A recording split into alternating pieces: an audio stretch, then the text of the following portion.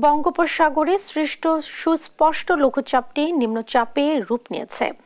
শুক্রবার বিকেলে এ তথ্য জানায় আবহাওয়া অধিদপ্তর।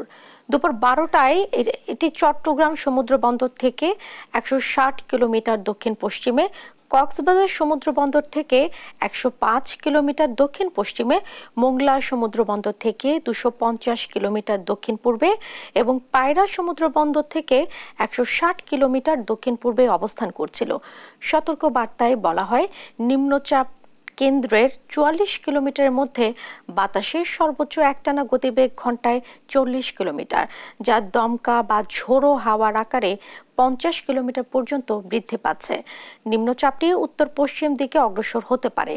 চট্টগ্রাম, মোংলা ও পায়রা সমুদ্র বন্দরকে 3 নম্বর স্থানীয় সতর্ক সংকেত দিয়েছে আবহাওয়া অফিস। সেই সঙ্গে উত্তর বঙ্গোপসাগরে অবস্থানরত মাছ ধরার নৌকা ও ট্রলারগুলোকে পরবর্তী নির্দেশ না দেওয়া পর্যন্ত নিরাপদ আশ্রয়ে থাকতে বলা হয়েছে।